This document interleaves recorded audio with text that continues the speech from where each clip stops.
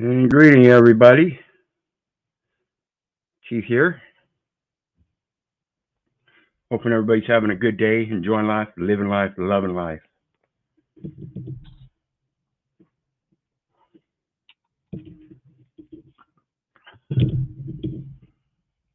Coming at you tonight with some more, another video from Paths to Freedom. And of course, the link to the channel is down below in the details section. Please hit that like, share, and subscribe button. And of course, there's a PayPal link for anybody that wants to share some love. And we're going to go over tonight. We ended last night with a Paths to Freedom video on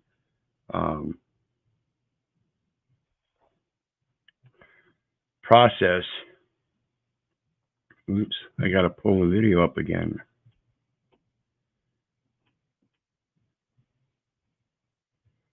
What happened? Let me find the video here real quick. I don't know how I lost it.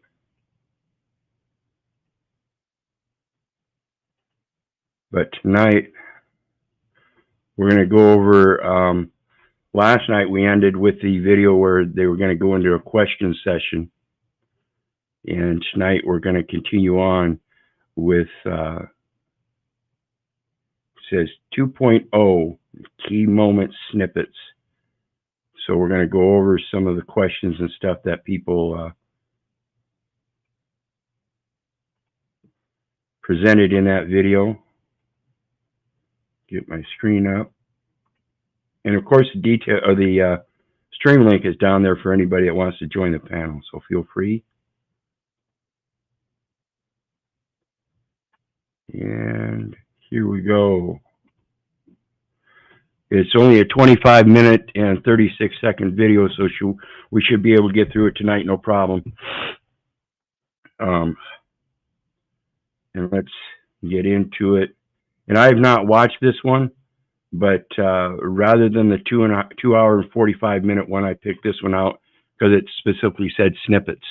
So we're going to just go over this and find out what's going on with any other information from that discharge that shit video.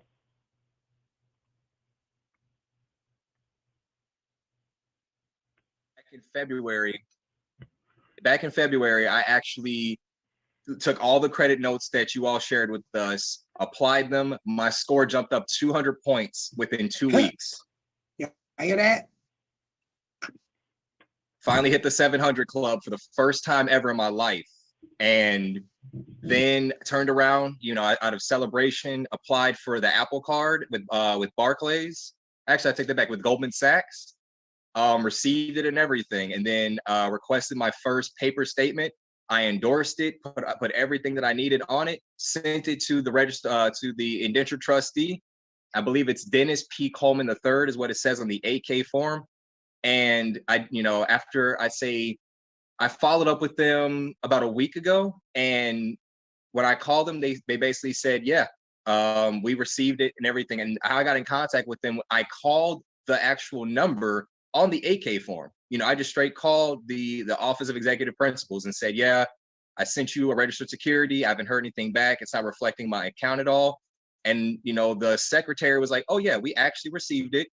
We sent it off to the processing facility that it needs to go to, and you should be receiving a call from them within the next week or so to basically rectify that matter. And I got a call yesterday, but I was occupied at the time, so I missed it and got a voicemail. Called her back, and she said it's getting taken care of this week. So, like I said, I'm about to completely discharge a $6,500 credit card bill. I've been able to use that to further invest into my education with, you know, like I said,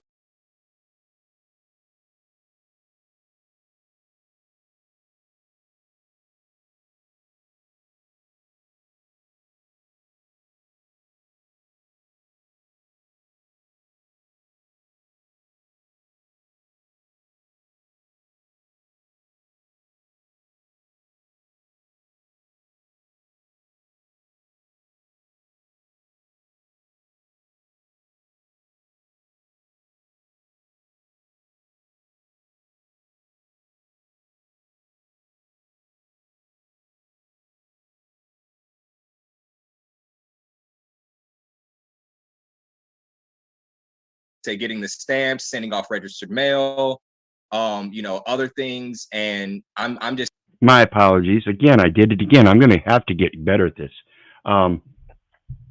Notice he said that the lady said something about rectify the situation. And that's a specific term that you're going to hear in the back room offices or back offices, rectify and reconcile. And these people know these terms. That's why I urge everybody to understand the grammar and get used to it and realize what's being used where and how the law is uniform throughout all jurisdictions, but they're just using different words to say the same thing. And so again, it's a matter of communicating with the right people, and you don't do that at the front counter in public.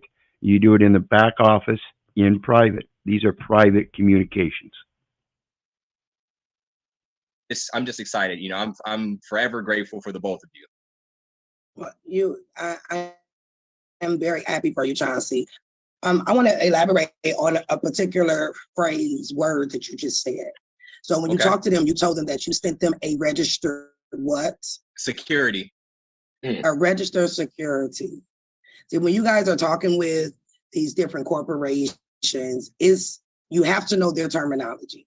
People who have been with me for a minute, they know my basis is foundation. You have to have foundation, because I can't be on the call with you. Caleb can't be on the call with you. The only thing we can do is provide you with the proper, correct information. And then you are to do your own due diligence, and then you are to act accordingly. I'm very proud of you, Chauncey. As y'all hear, he got his credit score of 200 plus points. He got a car taken care of, and y'all hear him talk about this stamp. It's not a AVR, accepted for value stamp. It's not none of these paid to the bearer stamps that these people are giving you guys. It is none of that. We are actually using their terminology, their wording, which they can't defute. We're using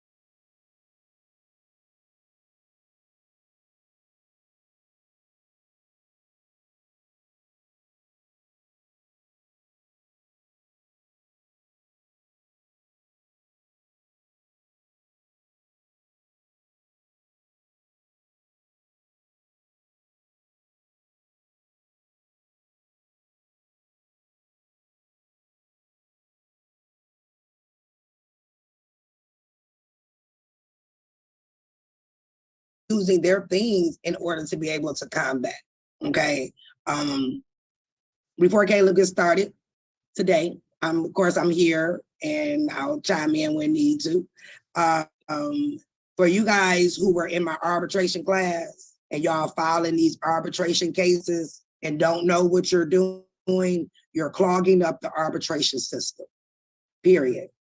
The system is being clogged up because you guys are filing arbitration cases trying to use consumer law, and it's not going to work. You cannot do an arbitration case as a billing error. Now, are you able to use the consumer rights? And Right, you can't use arbitration as a billing error. Arbitration is a contract clause saying that you're in the arbitration. So it's either, again, like we discussed in the one night, it's either a bankruptcy issue, a mistake issue of mistake, or an issue of beneficiary. I always suggest the beneficiary. which it is that we all have as extra, but everything is securities fraud. Everything is equity. So you have to understand equity. You can't say that the United States is responsible for my bills, because honestly, they're paying them. And that's why I say beneficiary, because beneficiary is an equity term. It's a trust term, and that's where equity operates. Equity imputes an intent to fulfill an obligation, but it also says that in equity, the beneficiary is deemed to be the true owner. So if you're a true owner of something and you want to use it, that imputes some kind of obligation of use itself. If you're going to use a gift, it's not like a bratty little boy that's going to take a gift and then break it all of a sudden. You know, there's an intent to fulfill an obligation, and that obligation is merely appreciation. Okay.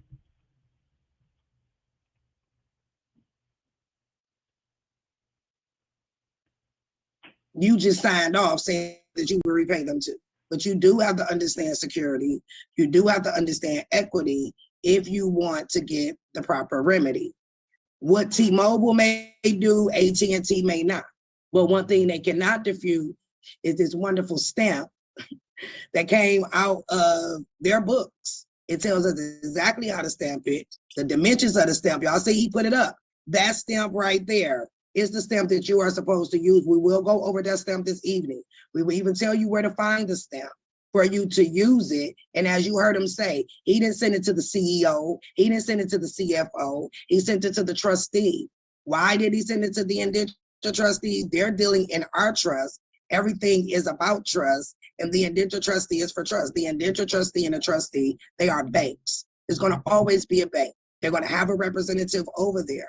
He did the work. No, he didn't inbox me and ask me for the AK form. He went and he found it. Sometimes they are not easy to find, but you have to still do your own due diligence. I'm very proud of you, Chauncey. And there are several others that has been with me that is getting the same type of remedy. So when y'all come to us talking about it didn't work, you didn't work. It wasn't us. Can I just chime in one last thing, Ms. Tamika? Absolutely. When she actually told me, I had completely forgotten the date that I actually sent it out. And she was like, no, we received it on the 22nd of February. You know, we processed it the same day. We sent it to we forwarded it to the facility that handles that matter. She was like, do you actually have another one that you need to take care of?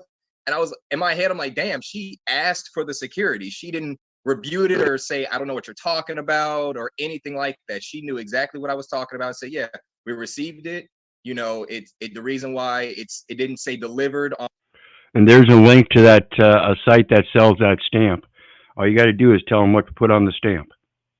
On regards to the mail is because it gets sent to a separate facility where they screen it for security to make sure nothing frivolous or, you know, anything with ill intent is getting sent to them. And she didn't deny any claim. She told me my full name, and I was just I just dropped the link to it in the chat there for everyone, Fuzzy.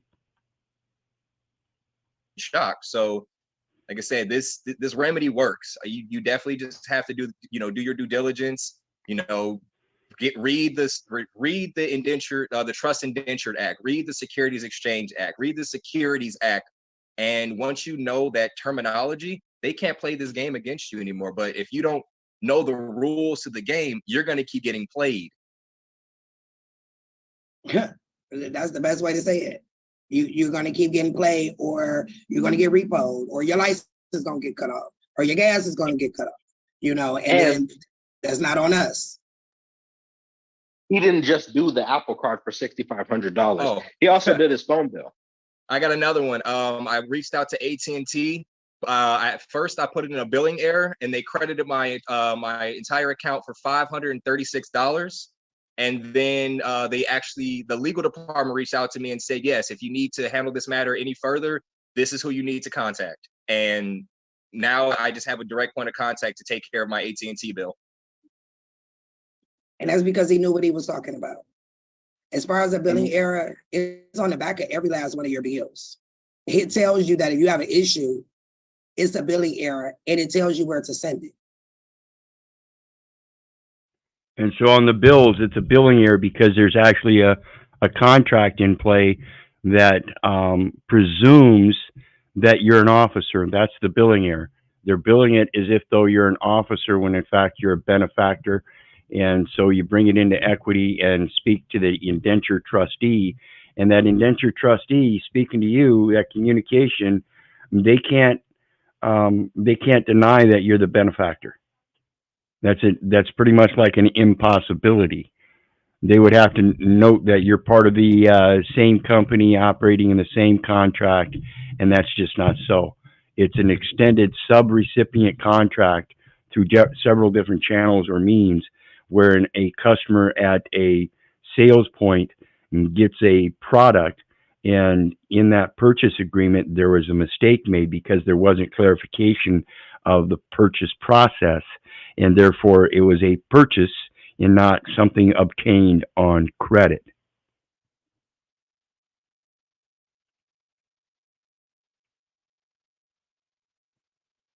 It tells you where to send it. Tonight, we're going to show you guys several different ways to be able to discharge. The stamp is the ultimate. Arbitration is the killer.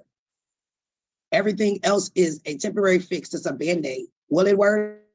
It has. Does it work? It do. But it also depends on the company that you are dealing with. But if you do it according to the way that the UCC is written, they can't refute that. There is a video that is on my YouTube page. I dropped it yesterday. You guys might want to go listen to it. There's a key part in that video that it says that if one or two, I guess I'm a part of the one and Caleb is the two, people are ever to understand and figure out their system, that they have enough in their arsenal to combat. So affidavits that use the work don't work any longer. Accepted for value does not work any longer. Did it work? Yes. The W4 sandwich, that's the... I'll have to disagree here, because accepted for value, if you find the right way to do it, like I expressed with my companion's medical billing, if they send you something that on the face of it, they pose a value that isn't there, you tell them.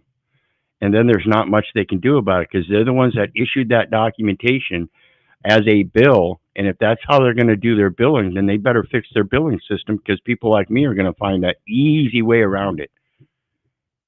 Easy way around it. The accepted for value still works. It's a matter of pointing out, you might have to be a little bit more concise with the language, but in my opinion, it still works. I'm still doing it myself here and there.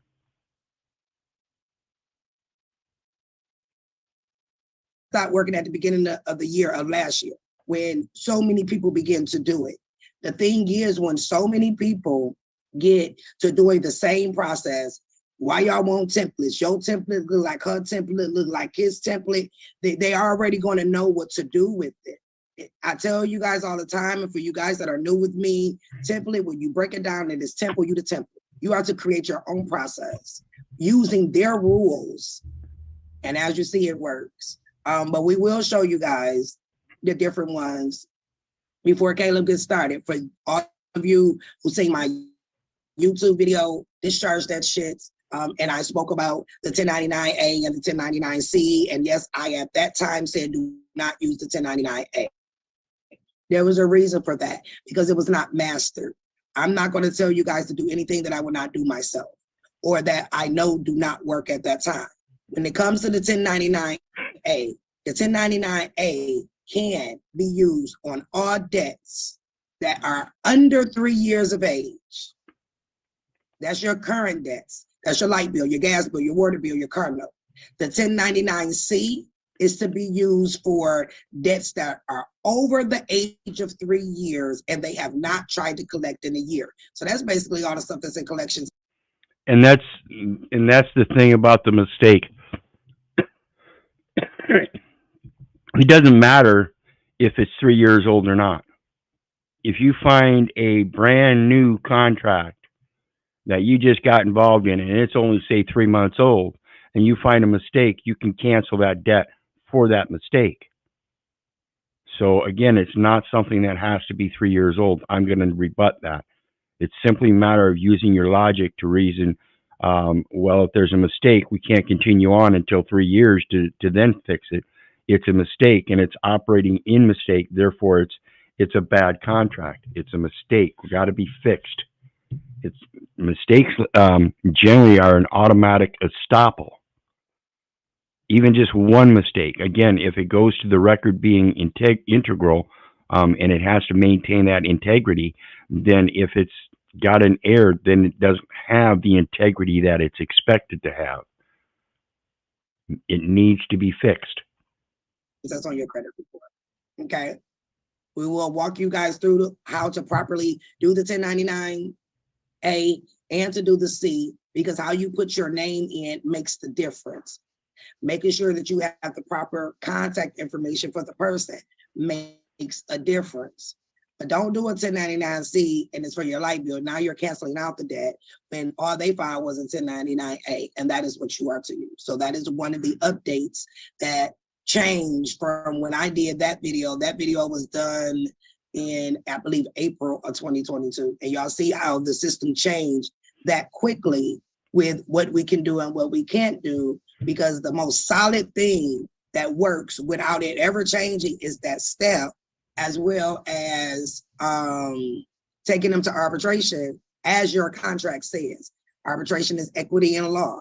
So you're using securities are equity. Hopefully you guys all know what a security is. And then you're going to back that up with the UCC laws. You'll back it up, and then you will slam dunk it with the consumer rights. But don't try to do no arbitration. And again, these UCC codes are generally going to be your Title 8 and Title 9 of the UCC. There might be some others in 3 and 4, but generally it's going to be 8 and 9. Arbitration based off of consumer laws on its own, you're going to lose. And unfortunately, if you take them to arbitration and you lose, you cannot appeal that. At that point, you will have to go through the security exchange and the comptroller, the currency comptroller. And if you couldn't get past arbitration, you definitely not going to send them anything that's going to make them want to audit the account. Okay. So. And that's the thing about the mistake. If you have a mistake, that's the first thing you do is an audit on the account. You like she's saying, if you're not actually involved in the contract as a contractor, then you wouldn't want to take it to arbitration. Okay. So you take it as a mistake. And that's the thing about the leasing or rental agreement my companion and I just did with the landlord here.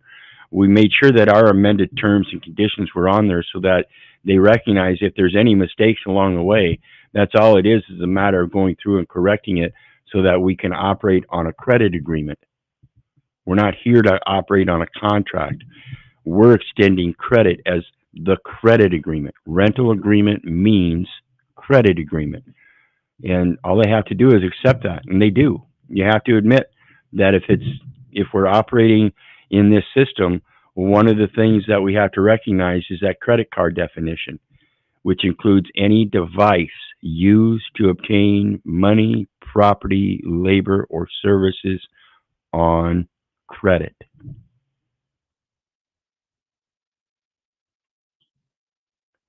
Caleb, I'll check and see if anybody else registered since we got started so that I can let them in. But Caleb, you good to go? And I'll mute myself, baby.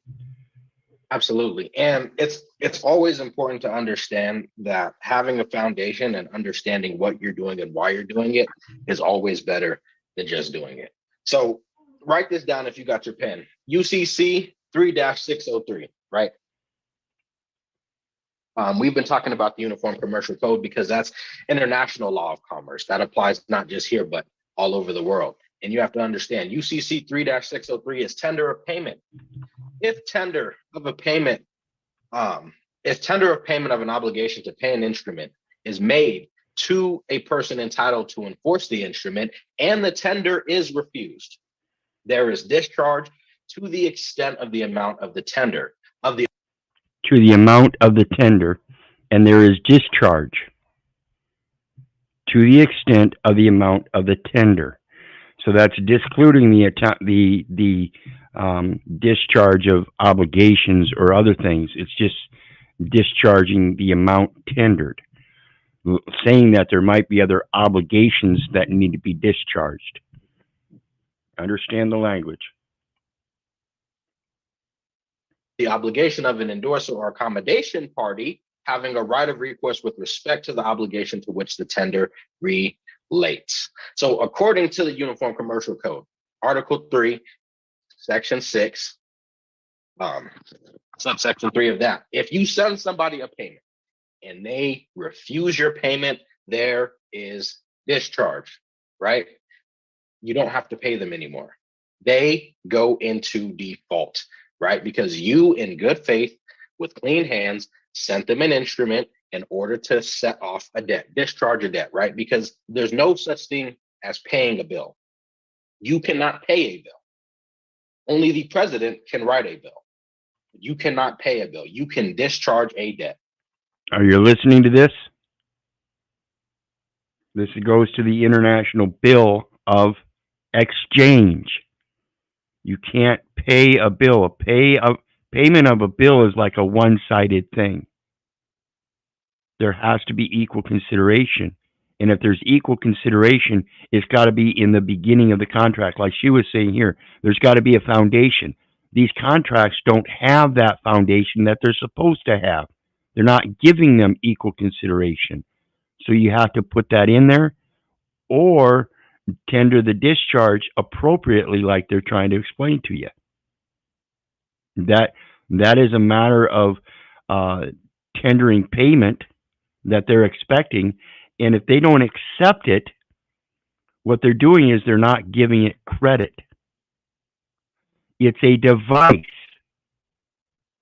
used to obtain those things.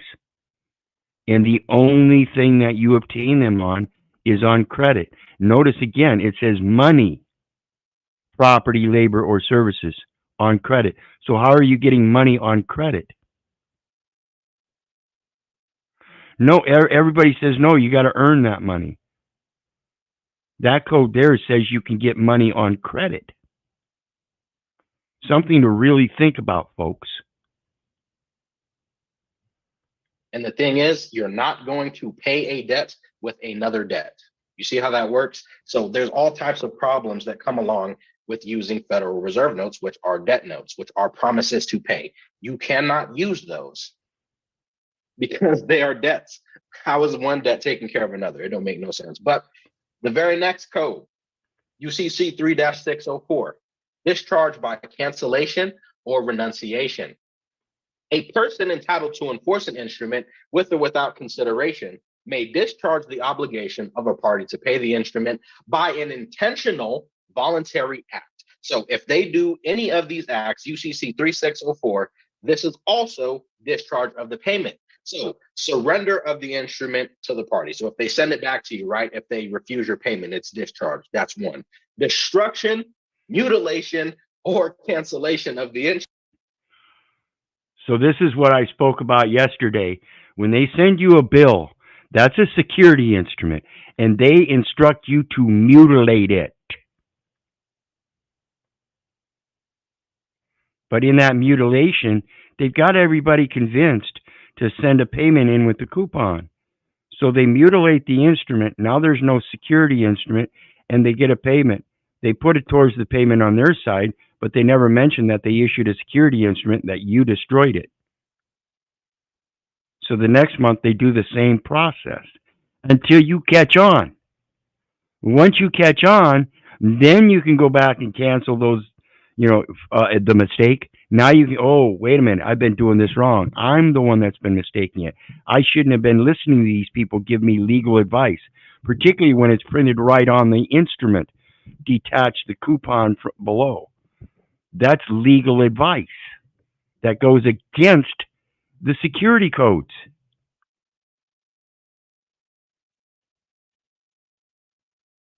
Instrument. I mean, that's self-explanatory. Cancellation or striking out the party signature or addition of the words of the instrument indicating discharge. So cancellation or addition of the words indicating discharge. So when they have an indication of discharge, it's just like the prepaid postage indicia. It's indicative. And they can't just say, well, I can't discharge this. They made an offer, you accepted it, you tendered the instrument for the discharge, they can't deny it. It's now an impossibility according to the way the law is written.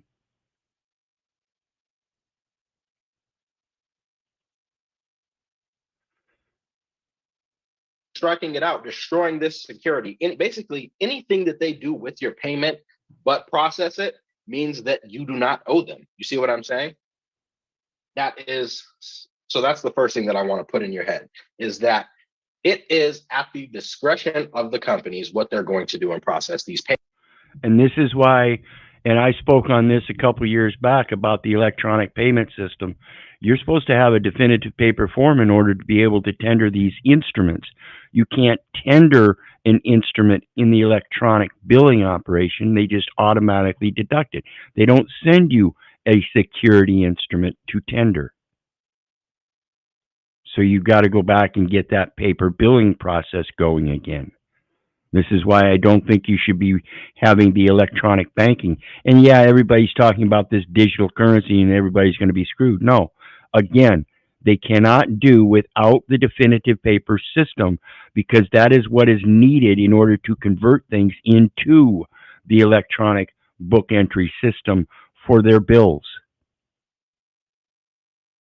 They have to have documentation. It's got to be qualified by testimonial documentation.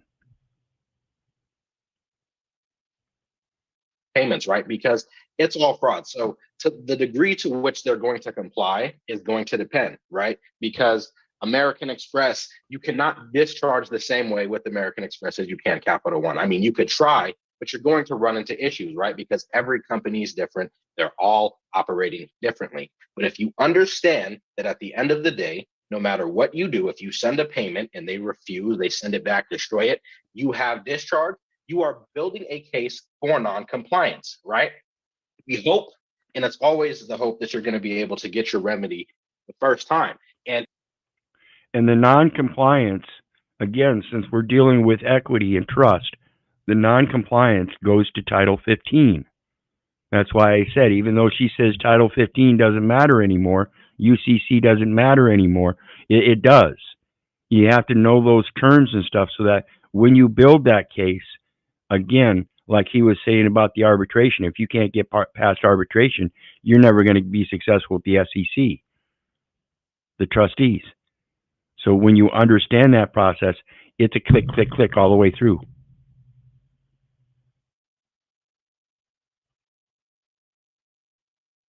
if you have a solid foundation and you study and you know the language, then you'll have an easier time doing that.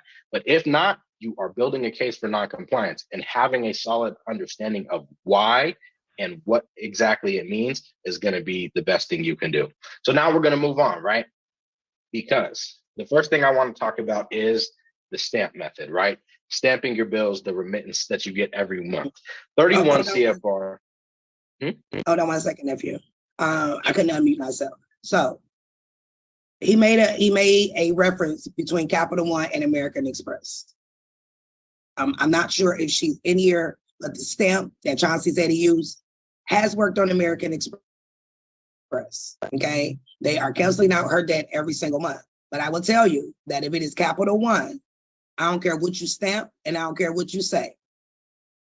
Capital One is going to send you a letter saying that you violated one of their terms and they are going to close your account.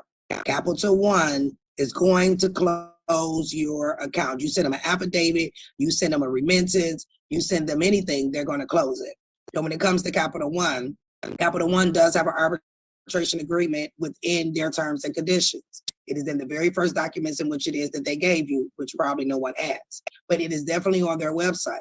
As long as you can prove you have an account with them, that you're up under that arbitration clause, the only way you're going to be Capital One, whether it's a credit card, whether it's a finance with a card with Capital One, you are going to have to take them to arbitration. But American Express is a little bit different. Now we know that Apple is the same way, but their indentured trustee is Goldman Sachs. Okay, so like you said, depending on the company, it will depend on what they decide to do with it. And I'm telling y'all now, I've said it a million times, Capital One is going to shut you down, take them straight to arbitration. The good thing about taking them straight to arbitration, there will be no adverse action done. It actually puts your bill in a do not pay, do not collect status immediately. Even if you were to try to pay them, they will deny your payment, okay? Your card will stay on. That open-ended credit that everybody wants, based off of what the law says, the only way you're going to get that, I don't care what credit card company it is, you're going to have to do it through arbitration, because they're going to make you sign an NDA so that you can't run back and tell the next person that this is what it is that you're supposed to do.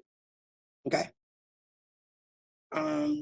I'll put the step up for you while you go through that part, Caleb. Absolutely.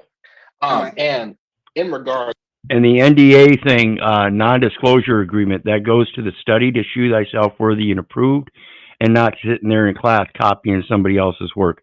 That's the only intent in it, is that you have to be able to know what you're doing. And that is a good principle. So I would stand by that for the NDA thing, because I'm going to do the same. I'm doing the same thing here, is showing the codes and everything. I can explain it to you, but I cannot comprehend it for you. That's on you. You have to do your due diligence to comprehend what is going on so that you can do it by yourself. We can't sit by and babysit you step by step.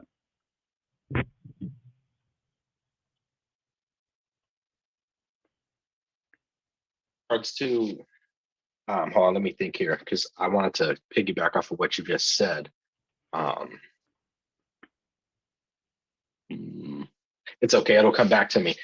So 31 CFR 328.5 and 328.6, forms of endorsement. This is from Title 31, which is money and finance. Under the regulations relating to money and finance, under the Fiscal Service, Department of the Treasury, and the specific subsection 328 is restrictive endorsements of U.S. bearer securities, right? And it says, when she says affidavit, does she mean letter of instruction? Again, it's in arbitration, it's still going to be called an affidavit because it's a court type setting. Okay, it goes to the contract. And that's why she's saying keep a record of them if they deny your payment and stuff, because you're going to end up having to take them to court or arbitration. So it's just a matter of, an affidavit is just your evidence. A letter of instruction is evidence. And the evidence is the process that's already stated, and that's all we're doing.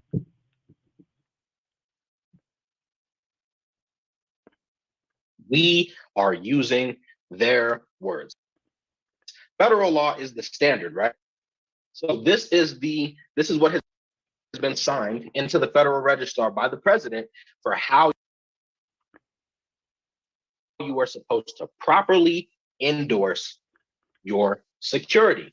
And what it tells you on 328.6 is this: the endorsement must be imprinted on the left-hand portion of the face of each security, with the first line parallel to the left edge of the security, and in such a manner as to be clearly legible and in such a position that it will not obscure the serial number. So basically, when you're taking a look at your statement, generally on the top left side, you're going to see somewhere on that left edge, right, anywhere parallel to the left edge, you're going to see a spot that's going to be about the perfect size for this stamp, which is 4.5 inches in width and 1.5 inches in height. And you're going to want to stamp it on there, right? So that's where it tells you that is where it's supposed to go, on the face of it, not the actual coupon on the bottom, but the actual bond on top, because that's where you're stamping, right?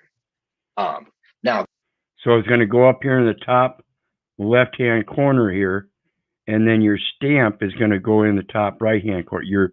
Your treasury stamp, the directive, the 1.5 by 4 inch stamp is going to go up in the top left-hand corner. In the right-hand corner, you're going to have your stamp, whether it be a dollar stamp or whatever that you're using. And then down in the bottom left-hand or right-hand corner, you're going to give a endorsement, your own signature without recourse, fate of the order of whatever.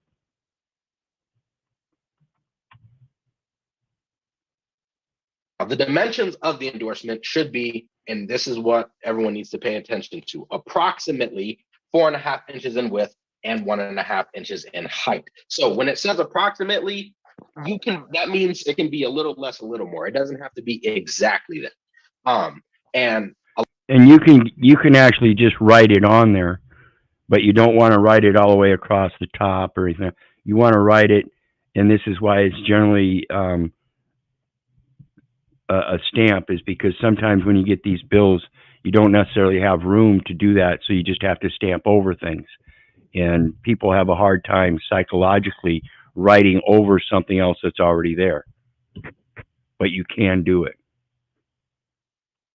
a lot of times you'll actually find if you're trying to have a stamp made like through Office Depot or something like that, or even trying to get one made on Amazon, that they won't have 4 inches. They'll have like 3 inches and 15/16 by 2, right? So it's like that's approximately the same thing as that. So when you are making the stamp, that's the dimensions that it's going to want to be. Now, it tells you, go ahead. And just to be clear here, folks, they are telling you can make your stamps. If you can make a stamp in this venue, which indicates certain things, you can make another stamp in other venues to do the same thing, to indicate things. Just like we discussed when you're filling out an envelope, you can put the addressee and the addressor on there, and then there are other places you can place things on that envelope, on the face of the envelope, on the outside of the envelope, that are indicative of things.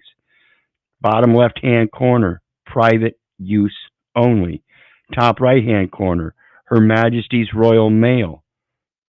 It's the same thing as making a homemade prepaid postage indicia. You can write it on there.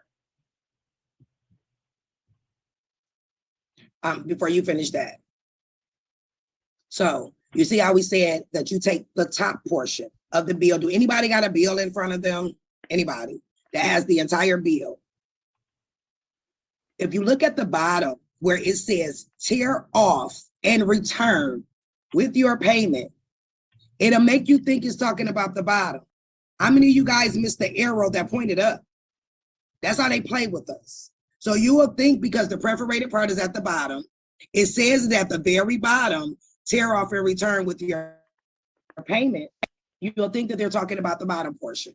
So let's explain the difference in the bill. Everybody, and even other people I've seen teaching this, they tell you to tear up the bottom and write all these darn codes on there. And no, the bottom part is a dividend check.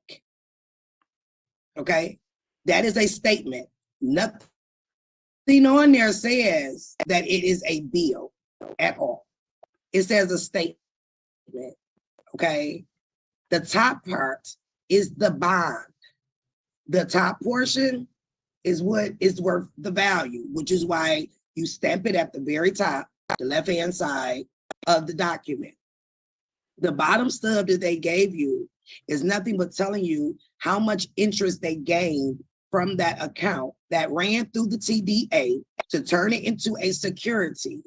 All coupons are matured every 4 weeks. How often do you guys get that statement in the mail? Every 4 weeks, right? So when you do this properly, that bottom number that everyone say is a credit because it is, due to the Electronic Funds Transfer Act, is actually supposed to be transferred into the principal account, which is your account. Which is your account, but you don't have a principal TDA account set up to match it so it can be deposited and then transferred to your local bank account. It's seeming pretty simple once you figure it out. Again, like I said before, the payments are going out, but they're not coming back. There's something missing in the return channels, the return routing. We've been sending them out, and they've been floating on the seas, but we haven't been getting that credit back. That's all we're doing is fixing the routing so that it gets routed back to us. Customer agrees to make third-party payment so long as it's understood that credit is given to the customer's account. Customer agrees to make third-party consumer payment so long as it's understood that credit is given to the customer's account. They are to take the top portion that you stamp, they send it to the federal government through the TDA to turn it into a security, and their payment comes from them now selling that security. Okay, don't leave the bottom portion on there. You can, but make sure that the top portion is there and that you put the stamp on the left-hand side. And I don't recommend detaching it. Like I said, that's a security instrument. And if it's got a coupon attached, it's attached for a reason. That's what the law says. It's the only way they can sell it is if you detach it. If you don't detach it and you send it in like that, it's your witness against them if they turn around and detach it and sell it. So I don't ever recommend detaching it.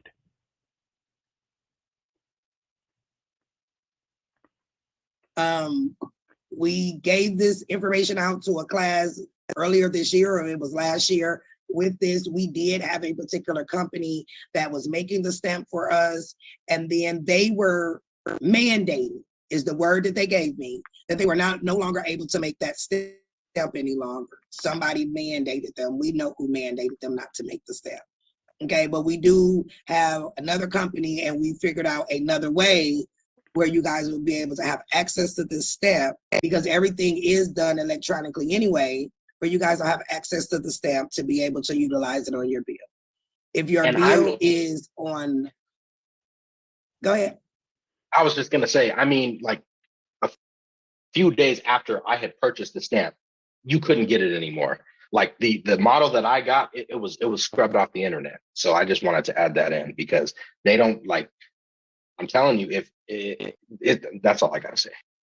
Yeah, because that's the proper way. And as you guys see it, if you were to go to 328.5, they actually put these words in a blue box. But those are, and they did that using the word Federal Reserve Bank, because they know that people were not going to read no further.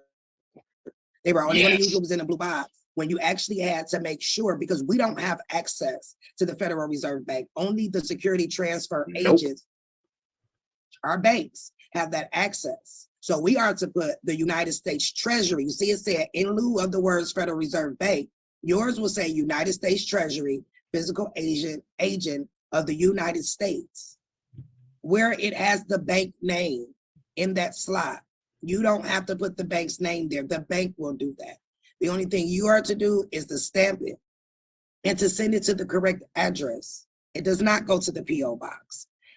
American Express says on the back of their bill, other instruments send to this address. So it's going to take you guys to read a little bit, but when I say that we tell you guys that they tell us everything, you're just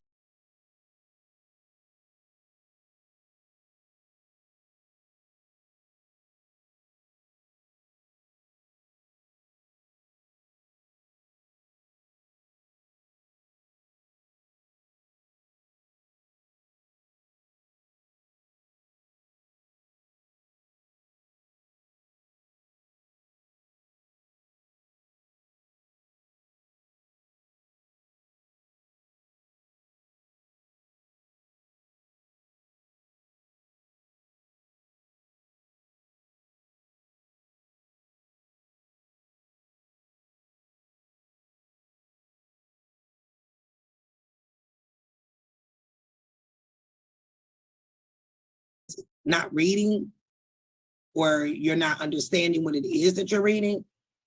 My apologies. That goes to that reading the contracts.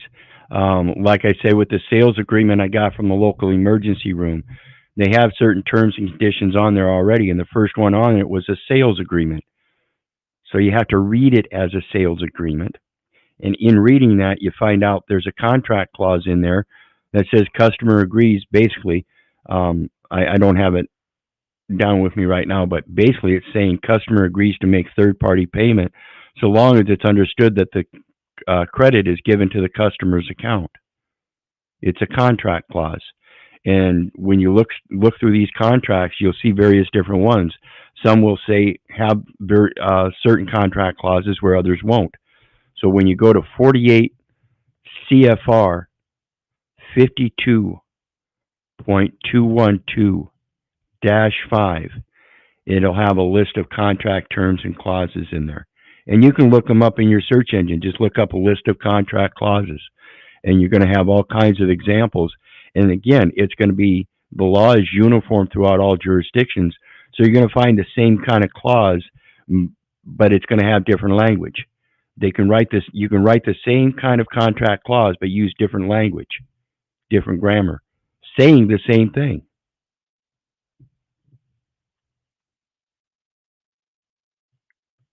but it does not go to a P.O. box. But you can never go wrong with sending it to the indentured trustee or the trustee. And why? Is because their signature is on the security exchange document. Their signature is the one on the securities exchange document, not yours. And that's why I say they're the ones that are liable for that signature, because they can't qualify it as if though they're a creditor. That's an indentured trustee. They've already accepted the trustee capacity and must sign in trustee capacity, leaving the other signature open for beneficiary signature. Sure, you can sign it as a co-trustee, but that's the problem. Everybody's been duped into believing that that name and address and that signature that they taught us in school was going to help us out of the slavery. And it's not. It's the very thing that enslaves us through that 14th Amendment. Again, folks, the 14th Amendment didn't free the coloreds. It enslaved everyone. So think about that. And that's all we've got for tonight. I'll be back tomorrow with some new information or something. I don't know. We might even just go start reviewing some of the videos I've done in the past. And before I leave, I do want to mention, folks, I don't give a rat's ass about all the drama panels. So please don't be emailing me anymore about the drama still going on those panels. I want nothing to do with it. I'm not a bit non-bit. If you want information, you can come here and get the information and see that we don't do the drama. I'm not into it. So please stop emailing me about bullshit from the panels. I don't need it, don't want it. And neither do you. You shouldn't be doing it. You shouldn't be involved in it. I don't care what other people say about me. It means nothing. It has zero value. So think about this. And remember, folks, I love you. I don't give a rat's ass whether you love me back. And that's to say, I don't care if you hate me. So may God bless you and have a good night.